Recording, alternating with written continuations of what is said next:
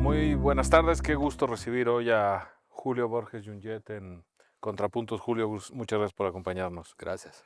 Julio es una combinación de un filósofo, doctor en filosofía, experto en ciencias políticas, académico, que acaba de coordinar un libro colectivo que se llama La crisis espiritual de la democracia, polarización, totalitarismo y relativismo, publicado en Secotia, donde no solo es el editor, sino el autor de una de las 14 piezas de este libro tan de urgente actualidad, y al mismo tiempo es un político del exilio venezolano que tuvo enorme relevancia en la lucha contra la imposición de la dictadura de Chávez y Maduro. Así que Así es. en tu calidad de personaje anfibio, Julio, muchas gracias por acompañarnos. Muchas gracias, Ricardo. Gracias por la oportunidad. El libro es una reflexión serena, pero sobre un tema de actualidad profunda, y es Sí, cómo las democracias se degradan desde dentro, ¿no? ¿Por qué no nos explicas un poco el planteamiento general del libro? seguro. Bueno, el libro se llama La crisis espiritual de la democracia.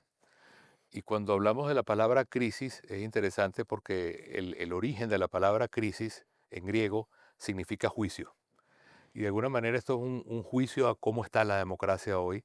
Y yo tengo una preocupación humana existencial que siento que la democracia corre peligro verdadero en todas partes del mundo.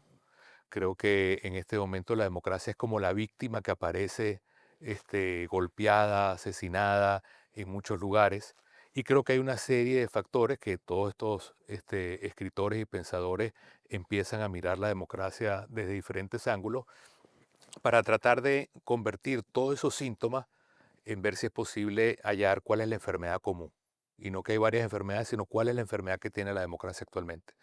Creo que la democracia está en crisis profunda porque el mundo se sostenía sobre unas premisas después de la Segunda Guerra Mundial, que esas premisas eran las que construyó Europa. Y hoy Europa está como fuera de juego. Y en ese sentido, lo que tiene que ver con la noción de derechos humanos, la promoción de la democracia y la dignidad humana, yo creo que eso se dinamitó, lamentablemente. Se dinamitó con más fuerza, paradójicamente, luego de la caída del muro de Berlín, que se pensaba más bien que la democracia venía a reinar por siempre, y estamos en un momento en el cual el cemento que unía a la democracia en el mundo ya no existe, no existe esa pega, y por lo tanto estamos en una época donde lo que está mandando es la ley del más fuerte. Sobre esa base es que nosotros queremos entender cómo se expresa eso en España o en Hispanoamérica o en Estados Unidos para que podamos recobrar algo que es la cima de la civilización occidental, que es la democracia y que siento de nuevo que está en un peligro muy grave en este momento. En el libro, uno de los ensayistas explica que el nacionalismo extremo, el impulso identitario, se quiso evitar porque se veía como uno de los factores desencadenantes de la Segunda Guerra Mundial, ¿no? Sí, Y sin embargo piensa que su vacío absoluto abre puerta al nihilismo, a la pérdida de sentido colectivo, y puede ser una de las manifestaciones de esta crisis de la democracia. ¿Por qué no nos sí, reflexionas un poco eso, sobre eso? eso lo dice uno de los autores que quizás tiene un enorme prestigio, que es Joseph Weiler, Así es. que es un profesor de la Universidad de Nueva York y que es mundialmente conocido como defensor de los derechos humanos. Y él lo que dice eso, es decir, hemos sacrificado el amor a la patria, que es sano, el amor a la comunidad, que es sano, por el miedo a que nos pongan la etiqueta de nacionalistas. Y él dice, bueno, ese es uno de los síntomas en los cuales la democracia se ha debilitado porque al final se termina vaciando lo público y terminamos en unas democracias que son máquinas, son simplemente reglas de juego, matemáticas, pero están vaciadas de valores, están vaciadas de contenido y por lo tanto también la discusión pública pasa a ser muchas veces una discusión completamente limitada a políticas públicas, a propuestas cuantitativas, pero el problema central, que es el problema humano, el problema del sentido de la vida, el problema de el hombre dentro de lo que es la sociedad, eso lamentablemente ha pasado a ser totalmente desconocido por nuestra conversación pública. En tu ensayo con el que participas, además de coordinar el volumen, usas un oxímoron de título provocador, ¿no? La democracia totalitaria. Y en realidad lo que tú planteas es que la democracia puede ser vencida desde dentro, por la propia Sí. democracia, ¿no? ¿Por qué no nos dices cuál es tu hipótesis? Sí, bueno, yo creo que es bastante claro que la regla general en el siglo XX era que las democracias se atacaban de afuera hacia adentro. Venía un militar y daba un golpe de Estado en cualquiera de nuestros países en Hispanoamérica, o alguien quería proclamar una revolución comunista y también venía a tomar el poder, o venía una fuerza, en algunos casos como el fascismo, a tomar el poder desde afuera. Pero realmente, luego de la caída del muro de Berlín, la democracia se ha relajado, en el sentido que ya no hay un contendor. Antes el mundo en la Guerra Fría era o del Barça o del Barcelona, o del Barça o del Real Madrid. Entonces había una contención que obligaba a que la democracia fuera el gran estandarte de lucha en el mundo. Luego de la caída del muro de Berlín, caemos en un mundo al mismo tiempo posmoderno, donde todo se relativiza, donde ya no hay contención y por lo tanto la preocupación que de alguna manera expresa ahora la democracia es que desde adentro están los anticuerpos que terminan corroyendo la democracia. ¿Cuáles son esos anticuerpos? Bueno, precisamente el hecho de que no hay, y lo vemos ahorita con la enorme polarización en todas partes del mundo, ya no se comparte un núcleo que aunque yo sea de ultra izquierda y tú seas de ultraderecha o viceversa, podríamos ponernos de acuerdo en un centro con el cual construir un proyecto común. Ha desaparecido ese mínimo común denominador, ¿no? Pero Totalmente. no quería interrumpirte porque seguías con tu No, y entonces reflexión. lo que quiero expresarte con esto de las democracias totalitarias es que al final, cuando no hay esa visión compartida, ya la democracia deja de ser lo que de alguna manera fue el sueño durante muchas décadas, un sitio donde podíamos soñar juntos y se convierte más bien en un campo de batalla. Y Y hoy por hoy la democracia es el lugar del amigo y del enemigo. Y está fracturada en ese sentido. Y el reto, de alguna manera, es cómo recobrar ese cemento donde se pueda construir un proyecto compartido. también dices la tiranía de la mayoría, ¿no? Es decir, que hay un peligro acucioso, lo dices en tu ensayo, pero se repite en otros dentro del Sí, libro. Esta idea de que la democracia es simplemente el que tiene más votos impone un cambio de paradigma. Y lo que tú defiendes es, la democracia también es un sistema de reglas, de contrapesos, de equilibrios, en donde la mayoría no manda siempre y no claro. todo el tiempo y no sobre todos los asuntos, ¿no? Claro, es que el tema está, Ricardo, en que si nosotros saliéramos a hacer una encuesta en toda España o en el mundo entero, la gente quizás su manera más sencilla de expresar la democracia es la ley de la mayoría. Y eso está bien, es verdad, pero eso se queda en la mitad del camino.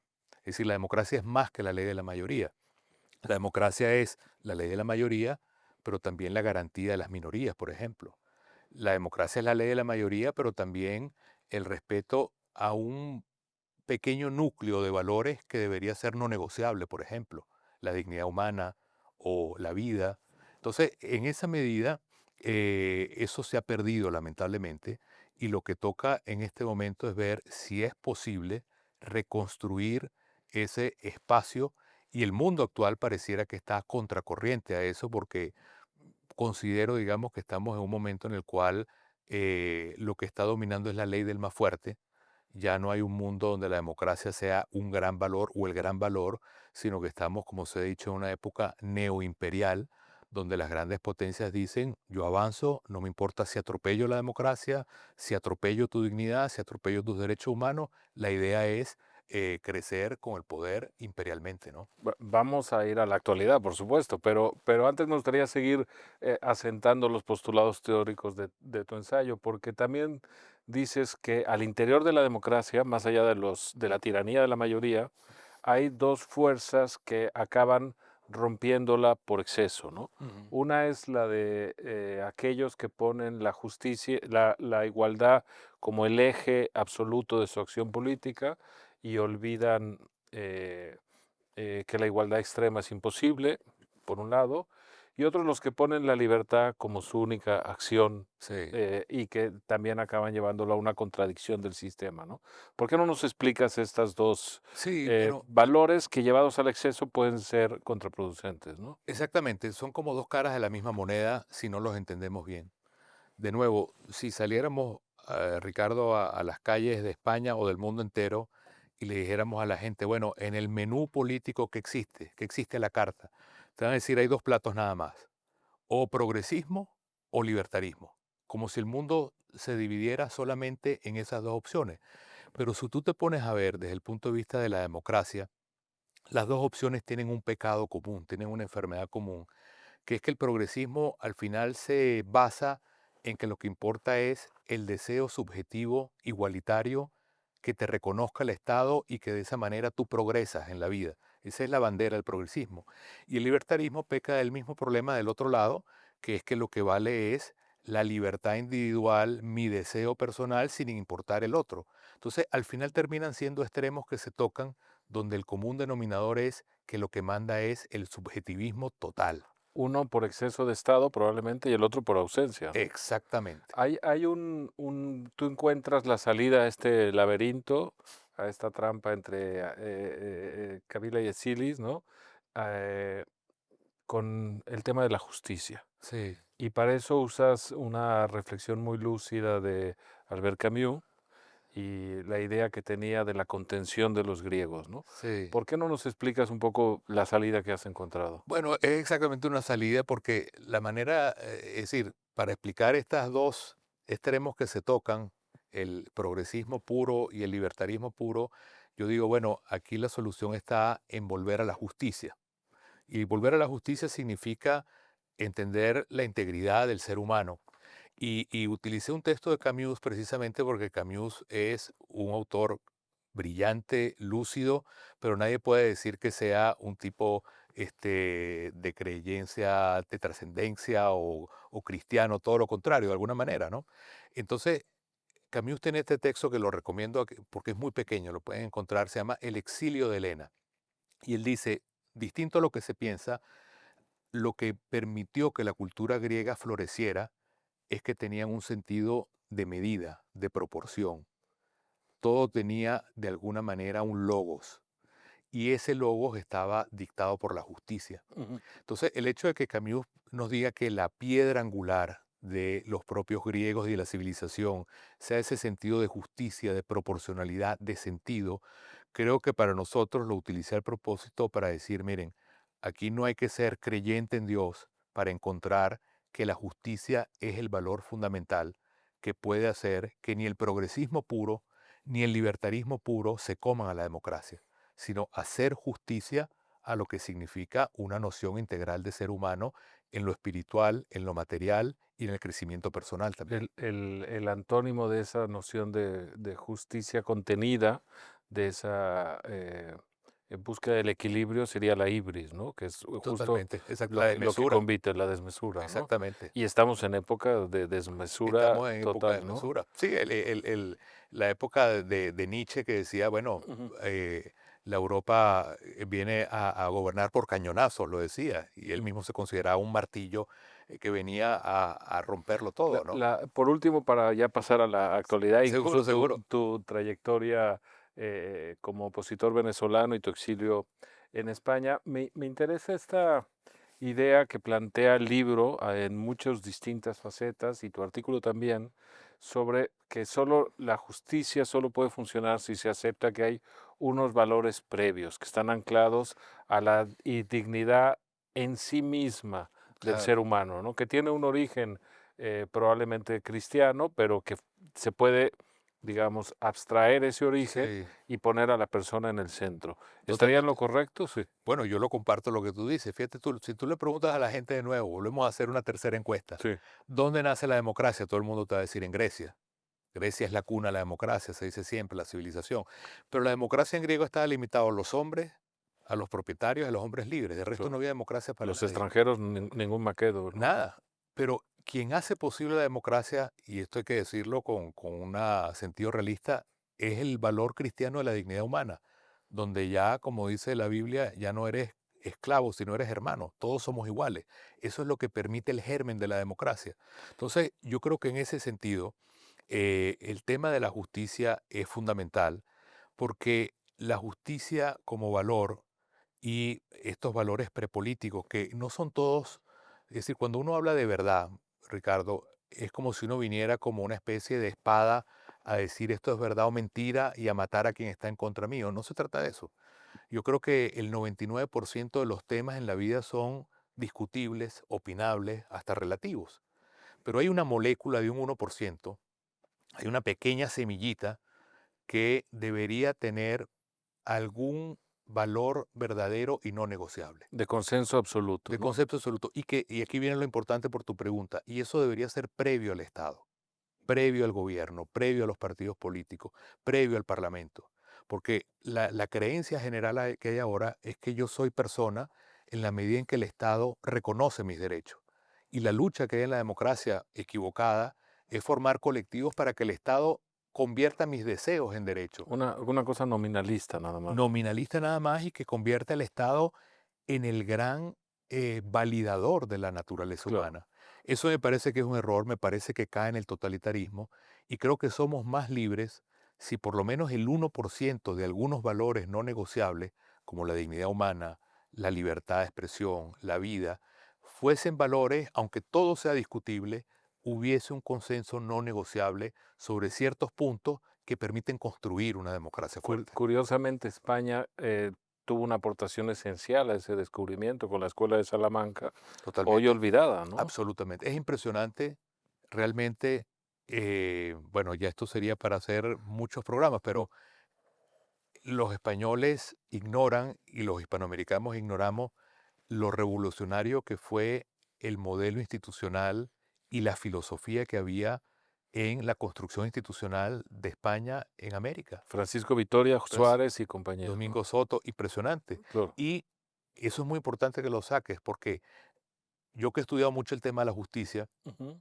cuando vino la independencia en Hispanoamérica, entonces adoptamos el sistema francés de los códigos, de la racionalidad, y aunque parezca mentira, el sistema español tenía mucho más en cuenta si la persona era india, si era mestiza, si era negra, si era blanca, y el sistema de justicia estaba hecho para lograr construir en esa diversidad cultural sistemas de negociación, sistemas de diálogo, sistemas de construcción de soluciones prejudiciales muchísimo más eficiente que todo ese aparataje que hoy por hoy lleva a que en América el 99% de los casos se queden en impunidad, no hay justicia. Sí, sin duda, pero efectivamente nos llevaría Sí, sí, sí, por sí, sí. otro camino la conversación. Vamos a la actualidad. Estás exiliado en España después de un exilio en Colombia. Tiene que ver, obviamente, con el fraude electoral de 2017, el intento de revertir la Asamblea Legislativa que había ganado legítimamente, que llevó además a la Asamblea a nombrar presidente en funciones a Guaidó y todo ese asunto. Pero me gustaría ir un poco más atrás, ¿no? Sí, Porque yo creo que para la audiencia española puede ser interesante un testigo que vio desde el principio cómo se fue construyendo, cómo se fue desmoronando una democracia desde dentro. sí. Hugo Chávez llegó al poder legítimamente y ganó muchas elecciones de manera limpia. Entonces, ¿por qué no nos cuentas cuáles son esas señales de alerta, esa historia abreviada de la toma, la transformación de una democracia en una dictadura? Seguro. Bueno, yo, Es una yo pregunta debo- inmensa, ¿no? Perdón. sí, sí, sí, sí, pero bueno, gracias a Dios la hemos pensado, por el sentido que ha sido nuestra vida, en definitiva. Fíjate, yo veo a veces en España desde hace mucho tiempo síntomas o expresiones de lo que yo viví en Venezuela a inicios del chavismo o antes del chavismo en los años 90 y me preocupa honestamente. Y lo digo por algo que quisiera que el público español lo tuviera muy en la cabeza. A veces las democracias las asesinan, pero la mayoría de las veces se suicidan. Y en el caso venezolano fue un caso de una democracia que se suicidó. Y creo que lo que llevó al suicidio de la democracia venezolana, muchas cosas las veo presentes en España. ¿Cuáles son las más graves? Bueno, una de ellas es que las élites, entre comillas, las venezolanas, porque no eran verdaderas élites, se apartaron del país.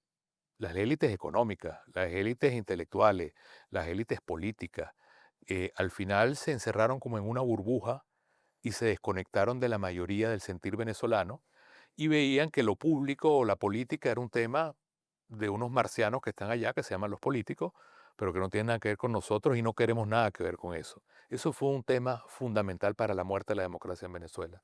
Paréntesis, está pasando dramáticamente en México, de donde yo soy, Por pero ejemplo, no te interrumpo, por ¿no? ejemplo, un segundo tema, que esa banalidad de las élites termina en una especie de guerra de culpas, donde nadie asume responsabilidad, sino que siempre es culpa del otro. Eso pasó también en Venezuela y se comienza a caer en el tema de la antipolítica, que es muy peligroso también. Se comienza a caer ya más reciente en temas que terminan banalizando las estructuras, las vigas y las columnas de una sociedad a nivel institucional o a nivel de valores o a nivel conceptual. Y todo este clima de cinismo termina en que comienza a haber una especie de frenesí donde dicen busquemos a un culpable y el chivo expiatorio siempre es la democracia. Es decir, el cordero que traen para matarlo y sacrificarlo es la democracia, porque tontamente se espera que va a venir un buen dictador a salvarnos. Así fue en Venezuela. Y aquí en España hay síntomas parecidos de antipolítica, de ausencia de élites, de desconexión, de autodestrucción completa y demolición del sistema, que realmente preocupan porque le están haciendo el juego a quienes quieren destruir la democracia. Porque realmente, y no lo digo por conspiranoide, hay muchos grupos que al final serían muy felices si la democracia se destruye porque van a entrar poderes fácticos o tecnológicos o económicos o políticos o militares, no digo que este sea el caso de España, pero en nuestros países lo es, a gobernar y vamos a tener al final no una democracia gobernante, sino una democracia gobernada. Y ese es realmente el peligro que yo lo viví en mi país y que siento que hoy por hoy está expresándose de muchas maneras en muchos países. Quizá uno de los primeros hitos era la pobreza de los candidatos que la democracia no fue capaz de construir contra la irrupción como un cometa de Hugo Chávez, ¿no? En la primera Sí, boleta en que ganó, por ejemplo. sí, yo creo, y esto es una visión muy particular, creo que a nosotros, los hispanoamericanos, nos hace mucho daño el tema de la reelección presidencial, Ujú. porque en lugar de obligar a abrir el juego a nuevas generaciones, a liderazgos jóvenes, en el caso venezolano, 40 años de democracia se fueron con 10 años de gobierno de Carlos Andrés Pérez, 10 años de gobierno de Caldera y los otros 10 años viendo cómo se destruían unos a otros para no llegar. En cambio, caso México, la no reelección creo que ha sido un acierto, con todo y que tiene una cantidad de bemoles el sistema, pero creo simplemente como nota de pie de página que si tú ves los cambios constitucionales del siglo XXI en América Latina, todos son reelección, reelección, reelección y algunos aumento del periodo presidencial y algunos reelección indefinida. Eso es terrible para la democracia. Sin duda, por llevarlo al caso español, aunque en un régimen parlamentario es muy difícil, es indudable la enorme ventaja con la que juega el presidente que quiere y busca la reelección, ¿no? Totalmente. Tiene una cantidad de instrumentos propagandísticos, económicos, incluso simbólicos, que hacen muy difícil ser retado, ¿no? En las elecciones españolas, desde la transición hasta el presente, creo que solo se ha dado un caso de una derrota de un presidente En ejercicio. en ejercicio que busque la reelección, Sí, ¿no? sí. Eso, y en el caso de América Latina, donde el sistema no es parlamentario, sino más poderoso, porque es presidencialista, Ujú. estas asimetrías se vuelven imposibles de vencer muchas veces. En esto de las complejidades de las élites, creo que hay un ejemplo contrastado, ¿no? Lo que intentó mantener de espacio de libertad una televisión como la de Granier en Venezuela, RCTV, ¿no? Sí, RCTV. Frente a la televisión de Cisneros. ¿Por qué no nos cuentas un poco, si quieres, brevemente? Sí, no, bueno, es que es interesante, lo conté rápido porque la historia era muy sustanciosa, pero parte del problema en el caso venezolano, que puede pasar aquí y puede pasar en otros países, es que en ese afán de buscar un culpable o de tratar de secuestrar la democracia, eh, en el caso de Chávez se le regaló el acceso al poder. ¿En qué sentido? que buena parte de esas élites lo financiaron enormemente, le abrieron todos los espacios de medios de comunicación y le permitieron institucionalmente que él viniera con un plan que era nada más y nada menos que demoler el poco Estado de Derecho que había en Venezuela. Entonces, de nuevo, fue una enorme ceguera. En el caso venezolano, todo el mundo lo reconoce que el RCTV y Marcel Granier tuvo un papel muy digno en todo esto, pero no fue así en todos los casos, donde lamentablemente muchos medios lo que hicieron Ujú. fue facilitarle y abrirle el espacio a Chávez. La gente se olvida, pero Chávez estaba en una situación muy precaria para ganar las elecciones. No tenía ni el 3%. Obviamente demostró tener un liderazgo enorme Chávez, pero fue inflado en el sentido que fue alimentado, financiado por muchas de las élites con las cuales después Chávez les pagó como les pagó, porque destruyó todo, incluyendo quienes lo ayudaron. Y incluyendo previamente el indulto después de haber dado un golpe de Estado, que también fue muy cuestionable, ¿no? Sí, el sentido de la salida de Chávez de la cárcel, que fue en este caso un sobreseimiento, pero en ese caso también como parte del suicidio de las democracias, en ese momento todo el mundo, incluso la gente más acérrima contra Chávez, pedía que saliera de la cárcel. Era Ahí es increíble. la discusión de Popper, ¿no? De, se tiene que ser intolerante con los intolerantes o no, ¿no? Y Sí, sí, sí. retrospectivamente, aparte de la complicidad de las élites en el acceso del poder de Hugo Chávez, la facilidad que le dieron en esas primeras campañas, etcétera, ¿qué otros, digamos, errores detectarías que sirvan de llamado de atención a la sociedad española? Bueno, yo creo que, en ese sentido me parece que un tema importante es el papel de los partidos políticos. En el caso venezolano, que era un sistema que tuvo mucho que ver en el sentido que hubo una especie de reciprocidad, nuestra transición del año 58 con la del 78 en España, nosotros salíamos del dictador militar Marcos Pérez Jiménez, en el caso del 78, la culminación de la Constitución española, se creó un sistema muy fuerte de partidos. Pero en el caso venezolano, y creo que en el caso español hoy, comienza a haber una especie de desconexión o desgaste de los partidos con el pueblo. Y eso es muy peligroso, obviamente. El esfuerzo que puedan hacer los partidos, y lo digo como hombre de partido y que se ha dedicado a la política, por lograr tener una conexión profunda con su país es fundamental. Eso es un primer tema. Y después creo que hay un segundo tema que va más allá de las élites, a toda la sociedad, que es el tema del confort. Es decir, también la sociedad llega a un nivel de confort, algo así como el poema de Cavafy y los bárbaros, que ya todo el mundo está tan borracho y tan bien alimentado y tan feliz Esperando a los bárbaros. esperando a los bárbaros. Y eso pasa en la sociedad. Las sociedades llegan a una zona de confort donde prácticamente llegan a un aburrimiento y se desprenden del otro, del que sufre, del que no tiene, del que puede construir y no tiene cómo.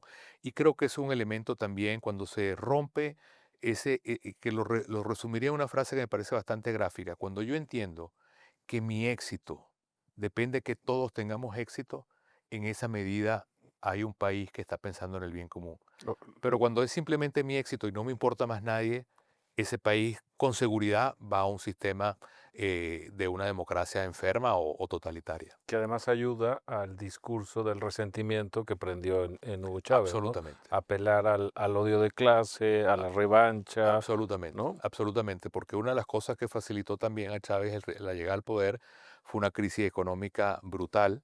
Cuando Chávez llega al poder, para que tengas una idea, el barril de petróleo estaba a $7. Por motivos que son ajenos a Chávez, la carambola de la suerte, el petróleo llegó a $150. De $7 el barril a $150 el barril. Venezuela se inundó de dinero y eso es otro factor en el cual a la gente no le importó nada porque había dinero para todo. Claro. ¿Cómo logró Chávez eh, pasar el testigo a Maduro sin que hubiera una mayor resistencia? ¿Por qué pudo, digamos, mantener las estructuras de poder sabiendo que le quedaba ya poco, que estaba enfermo terminal, ¿no? ¿Cuál es Mi cómo hipótesis se construye eso? es complicado, pero mi hipótesis honestamente es que la respuesta es corta, es Cuba. Si tú te pones a ver, hay una cuestión muy curiosa, que es que Chávez se va a morir a Cuba. y bueno, regresa ya agonizante a Venezuela, pero pasó muchos meses allá en Cuba, donde lo operaron, entiendo que hubo mala praxis, una cantidad de cosas que son misteriosas, pero lo curioso es que quien acompaña a Chávez todo ese momento es Nicolás Maduro y Silvia Flores. Estuvieron todo ese periodo de Cuba con él. Y en ese momento, por quizá Chávez ya sabiendo que iba a morir y tratando de prolongar su tema, ahí, aunque parezca mentira, creo que ese es el momento en que se oficializa la captura, el secuestro de Cuba, sobre todo a Venezuela. Ya existía antes, Sí, de- pero era una entrega y voluntaria. había un Chávez que era más fuerte de alguna manera que eso, pero la sumisión total es precisamente con la muerte de Claro. Chávez y la inteligencia cubana, el know-how tecnológico de la dictadura cubana de 6 décadas, el tema relacionado a dividir las Fuerzas Armadas, toda esa tecnología que ellos han creado Ujú. se trasladó para mantener a Maduro en el poder. Cuyo único objetivo es el poder, por supuesto. Bueno, y te digo un dato que creo que corrobora esta hipótesis. Cuando capturan a Maduro ahorita el 3 de enero, hace nada, quienes rodeaban a Maduro eran oficiales cubanos. 32 oficiales cubanos murieron en esa operación. No sé si No conoces, sabemos cuántos quedaron vivos, pero lo que te claro, digo era, Maduro estaba de hecho y cerebralmente y psicológicamente y políticamente secuestrado por Cuba. no sé si conoces el libro La invasión consentida, Sí, que claro, explica desde dentro cómo fue totalmente. permeado el Estado venezolano. No, no es una cosa de envío de doctores a cambio de divisas, sino de una captura de las estructuras del Completa. poder venezolano, ¿no? Y a un precio muy alto que se hace notar. Fíjate que estamos ahorita ya a mediados de febrero y la salida de Maduro fue hace un poco más de un mes y en menos de un mes Cuba ya está colapsada de lo colapsada que estaba, porque no le llega la gota de petróleo que permitía que Cuba tuviera cosas básicas y hasta vender petróleo. Cuba se convirtió por el petróleo venezolano, increíblemente, en un país exportador de petróleo. Claro, porque lo usaba para tener divisas para intercambiar por bienes que no es incapaz de producir, ¿no? Exactamente. En el tema previo ya al 3 de enero, que me parece muy importante tu lectura y que te agradezco mucho que tengas la apertura a conversarla, es por qué le costó tanto a la oposición unirse, por qué hubo tantas rencillas. Tú estuviste cerca de Capriles, estuviste cerca de Guaidó, tienes una relación espejo con Leopoldo López, apoyaste, por supuesto, la candidatura de María Corina. Corina Machado, pero siempre hubo una especie de tensión, de incapacidad de ver el gran peligro que representaba el poder establecido de Chávez y de Maduro, ¿no? Sí. ¿Cuál es tu lectura? Y quizás estoy siendo injusto, pero me No, parece interesante no, que no, nos la no, y cuentes que desde dentro, ¿no? preguntarlo permite reflexionar sobre eso. Con toda honestidad, yo creo que a la oposición democrática venezolana se le castiga, digamos, con el tema de la división de la oposición. Pero te digo de corazón, si tú lo pones a ver en hechos, la unidad ha sido la regla y la división ha sido la excepción. Y lo demuestro con un hecho incontrastable, que es que siempre tuvimos un solo candidato presidencial. En un momento dado fue Manuel Rosales, luego fue Capriles, luego María Corina. Es decir, siempre se logró, incluso al Parlamento, una sola lista de parlamentarios, una sola lista de gobernadores, una sola lista de alcaldes. Claro, era difícil armar el rompecabezas, porque es Ujú, como si tú armaras un rompecabezas uno solo con 10 cajas diferentes. claro, No es fácil. Y somos rivales, porque no, somos competidores, para eso es la democracia. claro. Pero sí supimos poner siempre un candidato a gobernador, alcalde o presidente o parlamento siempre. Honestamente, ¿qué me frustra a mí como venezolano? Que estuvimos 25 años y llegamos cerca muchas veces. Estuvimos a milímetros de sacar a Chávez y a Maduro. Y nos dimos con un muro de concreto muy fuerte que nunca respondió al país, que fue la Fuerza Armada venezolana. Una Fuerza Armada que estaba ya en los últimos tiempos totalmente corrompida, Cartel de los Soles, o totalmente entregada a potencias como Irán, que estaban metidos de cabeza, o Cuba, o Rusia. Sí, estos vuelos diarios Caracas-Terán incomprensibles, ¿no? Totalmente. Entonces es un poco como el mito de Sísifo. Nosotros subíamos la piedra, llegábamos arriba y cuando estábamos muy cerca de que la piedra coronara, el pico de la montaña volvía a caer. Sí, no, y no hay que trivializar, y yo creo que para el público español es interesante la enorme gesta que significó las últimas elecciones en las que Edmundo González no Totalmente. solo ganó, sino que logró demostrar que había ganado, exactamente. ¿no? Y ganó con el 70% de los votos, sin contar que no pudieron votar 8 millones de venezolanos afuera. Exiliados, ¿no? Claro. Entonces, yo lo que quiero decirte es, quítanos a los líderes políticos. Pensemos en el pueblo venezolano sin políticos. La gesta del pueblo venezolano estos 25 años de resistir, de marchar, volver a salir a la calle, votar, No, y sufrir firmar, cárcel, muerte, exilio, extorsión, totalmente en el tortura, camino dejando todo claro. un dolor desde todo punto de vista, honestamente, no lo logró.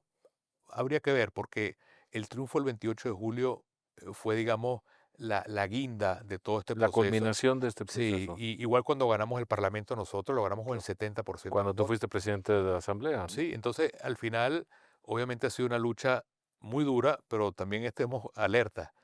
No es que Maduro se fue y somos felices. La lucha es como yo digo, aquí terminó la primera temporada de Netflix con Maduro afuera, pero aquí comenzó una segunda temporada donde la lucha sigue. Vamos a esa segunda temporada, porque me parece muy doloroso para los demócratas venezolanos saber que en algún lugar hay que tener un cierto grado de agradecimiento a la acción de Trump, más allá que uno pueda poner un pequeño o inmenso pero a su decisión, ¿no?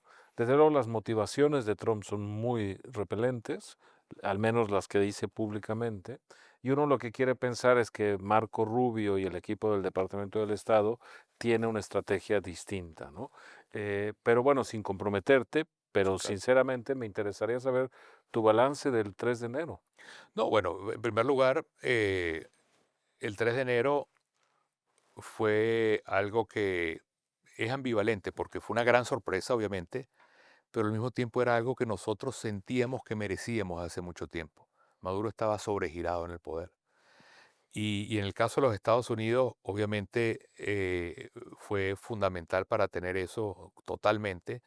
Y yo lo uniría a lo que hablábamos, a la gesta del pueblo venezolano que ha sufrido tanto en 25 años y a ese empujón final que logró Trump y Rubio. Yo conozco personalmente a Rubio en toda esta lucha de estos años. He tenido también varias reuniones con el presidente Trump que me han tocado. Y te puedo decir que me consta que el tema venezolano le importa. Es decir, cuando yo estuve en una de las reuniones con Trump y Trump habla con conocimiento de causa de Venezuela, de los venezolanos y de venezolanos con nombre y apellido, que no son políticos ni nada, sino gente que él ha conocido en su carrera empresarial.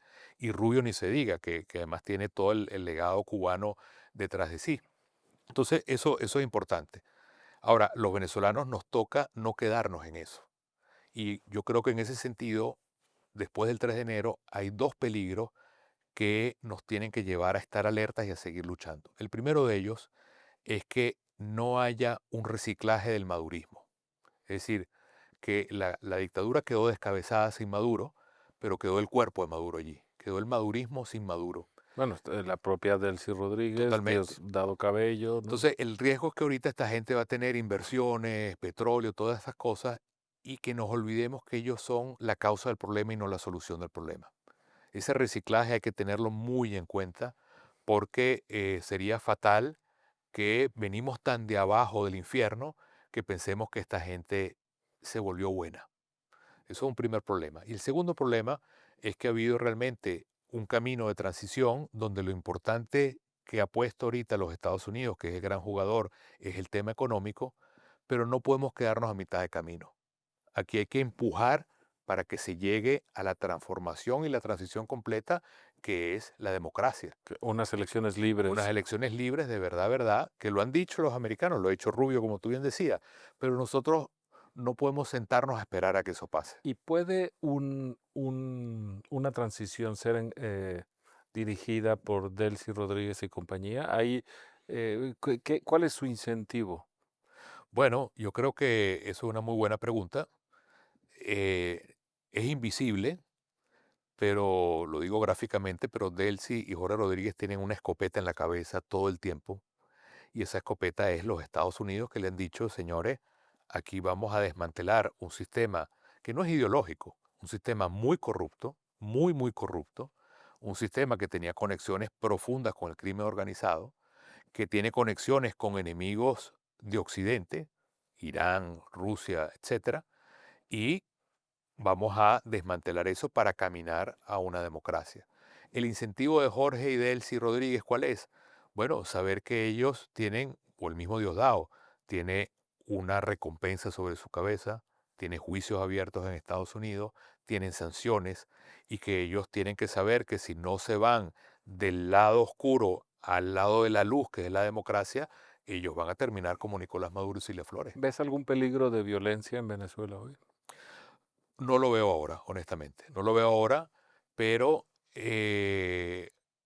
tenemos, repito, que seguir empujando para lograr que no nos quedemos satisfechos con esta estabilidad, sino que vayamos a un proceso, porque Venezuela tiene un ADN y una historia democrática muy potente. De hecho, como tú lo mencionabas ahora, se logró que el pueblo venezolano una y otra vez defendiera la democracia. No, no somos un kinder democrático, somos un No, y país que tiene la habían madurez. derrotado ya una dictadura, como decías, con Caso de Pérez Jiménez, la salida de Pérez Jiménez, el pacto de punto fijo, la llegada de exactamente, Rómulo Betancourt. Betancourt, etcétera, etcétera, ¿no? En ese sentido me interesan tus planes personales, Bueno, porque tú eres un exiliado, al mismo tiempo un académico y también un actor político, ¿no? sí. Entonces no sé si has pensado en regresar. eh, Bueno, yo tengo mi familia en Venezuela, me refiero a mi madre. Mi papá murió lamentablemente hace 2 años, pero están mis hermanos, están mis sobrinos. Mi casa me la quitaron el régimen, mi casa se la robaron completa y la confiscaron. Hay una ley de amnistía ahora que se está discutiendo estos días y expresamente no estoy incluido allí. Lo lógico sería que tanto mi persona como todo el mundo, caso María Corina, por supuesto, caso Edmundo González, caso Leopoldo y muchos otros, estuviéramos allí. Es decir, ha sido una amnistía selectiva. Ha sido para los que están presos, pero no Ese para es el los que punto, están ese es el punto. Yo lo, en yo, la mira, yo digamos, lo ¿no? explico de esta manera. Han soltado a los presos políticos, no a todos, a la mitad. No han soltado a ningún militar preso, que eso es muy importante. Los militares siguen hoy totalmente presos. Y creo que la ley está hecha no para darle libertad a la gente, sino para que no vuelvan. Es al revés. Es Claro. una ley de amnistía para poner muros, no para abrir puertas. Entonces, obviamente, uno quisiera volver a su país, obviamente, Pero tengo tu mis plan hijos. es ese, a largo o mediano plazo, es volver a Mi Venezuela. deseo sería volver a Venezuela apenas pudiera. Tengo, como te digo, mi madre, mis hermanos allá. Creo que eso se va a abrir, pero hay que empujar porque de nuevo no nos los van a regalar. Y bueno, creo que todo el mundo, todos los 8 millones de venezolanos que estamos afuera, podemos ayudar muchísimo a reconstruir el país desde diferentes posiciones, algunos económicas, otras intelectuales, otros de trabajo, otros de ideas. Eso es lo que nos toca ahora, la verdad. Tu familia es de origen español, antiguos residentes por una parte y refugiados republicanos por la otra, ¿no? Sí. ¿Cómo es para un venezolano, un líder político, un intelectual venezolano, su relación identitaria con España? ¿Cómo te sientes en España? ¿Qué le dirías a los Bueno, españoles? es interesante. Yo tengo, por cierto, en The Objective un podcast que se llama Las Dos Orillas, con un grupo de personas de Hispanoamérica y de España, porque es una relación que merece mucho la pena entenderla, bueno, tú mejor que nadie para entenderla, y saber que no es tan de continuidad. Es decir, los hispanoamericanos nos sentimos en España como en la casa de un pariente que nos está recibiendo, pero que no es tu papá y tu mamá. Lo quieres mucho, es muy cercano, pero la distancia absurda que se ha creado entre España e Hispanoamérica me parece que le ha hecho daño tanto a Hispanoamérica como a España. Yo siento que España tendría un papel súper privilegiado de liderar, en el buen sentido de la palabra, desde el punto de vista referencial, intelectual, político, a Hispanoamérica, ser la voz de Hispanoamérica en Europa, ser la voz de Europa en Hispanoamérica, ser la bisagra, y no sé por qué renunció a ese papel tan grandioso, honestamente. Creo que se ha ideologizado eso, y eso explica un poco por qué España ha caído en la trampa ideológica en lugar de buscar más bien ser para todos y sin ideologías de izquierda o derecha, ha caído en ese juego absurdo, no tiene una política de Estado grande. Y en mi caso personal yo crecí un poco marcado por la Guerra Civil Española porque mi mamá nació en mayo del 36, imagínate. Y bueno, el caso de mis abuelos vivieron la guerra a plenitud, los amigos de mi abuelo que se fueron todos y mi abuela que eran catalanes hicieron una gran vida en Venezuela. García Vaca, el filósofo, Pedro Grace, ayudaron a construir la Venezuela del siglo XX. Venezuela tuvo en el siglo XX más migración extranjera que si sumaras a todos los venezolanos desde Cristóbal Colón hasta el siglo XX. Impresionante. Entraron portugueses, italianos, españoles, Sí, colombianos, libaneses, la comunidad judía es importante. comunidades judías fueron mucho allá porque había petróleo. Claro. Entonces fue un paraíso, no había conflictos, honestamente, no había Ujú. conflictos ni religiosos ni étnicos. Se logró una gran convivencia social y bueno, obviamente un gran cariño hacia España, pero ojalá que en esta nueva época donde Europa debería despertar y decir, bueno, ¿cómo logro de nuevo ser una referencia para el mundo?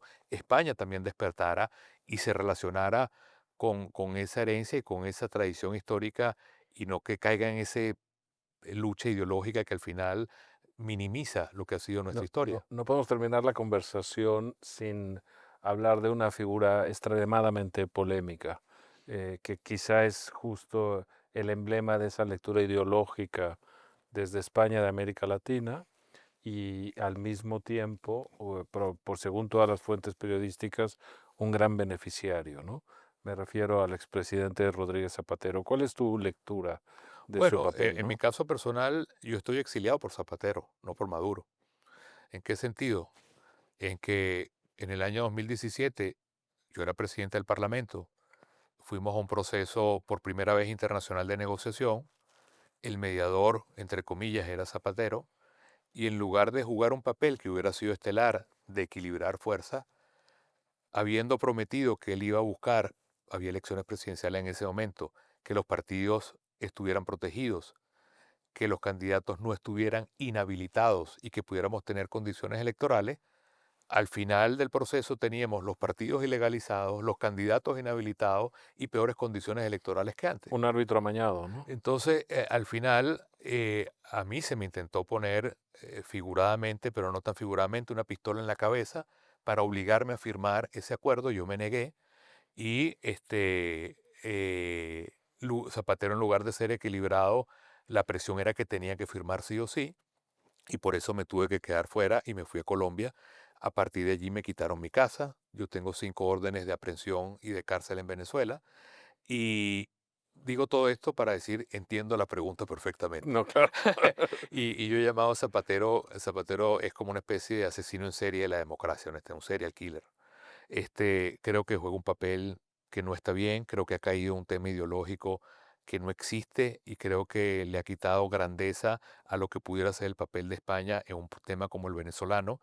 Y estuvo en las elecciones del 28 de julio y nunca dijo nada de las elecciones del 28 de julio. Sin descartar que pueda tener alguna motivación adicional de No, yo lo tipo creo, no, o sea, lo económica, creo, ¿no? creo que no es solamente un tema político, es un tema económico, es un tema de ser lobista de intereses de lado y lado, y juega un papel, ahorita estuvo hace pocos días en Venezuela tratando de ser el rostro de esta ley de amnistía, que en mi caso personal no estoy, y es absolutamente absurdo que él ahorita venga a decir que todo está bien en Venezuela, que Delcy es una gran mujer, que habla todos los días con ella, que la amnistía es maravillosa, y yo me pregunto, ¿ahora es que vienes a hablar? Ahora es que vienes a decir eso, ¿por qué no dijiste nada el 28 de julio, donde tú estabas invitado como observador electoral y te callaste la boca? Viste las pruebas del fraude inapelable, Las ¿no? viste en el momento, las viste después, las has visto todo este tiempo. Por poner ese caso, por poner el mismo caso de las elecciones anteriores donde él estaba allá. Entonces creo que lo digo con total pasión, pero al mismo tiempo con serenidad. Creo que es una vergüenza, honestamente, de verdad. Muchas gracias, Julio, por esta conversación. Podríamos seguir Sí, sí, hablando sí. horas, pero me gustaría terminar con una pregunta que le hago a todos los invitados, y es que recomiendes un libro a la audiencia de contrapuntos que no pueden pasar por la vida sin haber leído. Bueno, obviamente hay mucho, ¿no?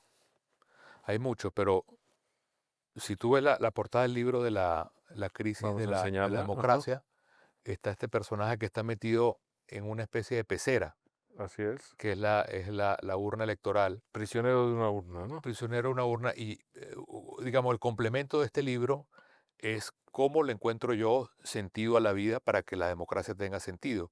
Y un libro que me parece importante, pues es accesible a jóvenes, a viejos, es el libro El hombre en busca de sentido de Víctor Frankl. Lo explico en 10 segundos. Se trata de este psiquiatra que siendo joven es capturado por los nazis y entra en el campo de concentración en Auschwitz y en otros campos de concentración.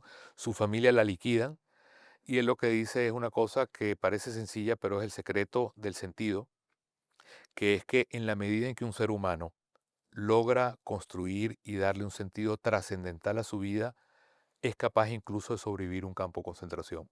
Y él desarrolló todo eso en una escuela psiquiátrica que se llama la logoterapia y dijo algo muy interesante sobre el tema de la libertad que sirve para el tema de la democracia, que a mí me gusta mucho. Él dijo, bueno, buenísimo que tengamos la Estatua de la Libertad en Nueva York, hace falta construir la estatua de la responsabilidad en Los Ángeles, diciendo Estados Unidos. Y es verdad, es decir, la democracia no es libertad pura, la democracia es libertad y responsabilidad. Y creo que ese libro lo enseña bien desde el punto de vista humano y cotidiano. Consuela pensar que además es un long seller, por decirlo en un anglicismo, y que es un libro que está presente en En la todas partes. conversación pública, así Sí. que nos quedamos con El hombre en busca de sentido y muchas gracias. Gracias a ti.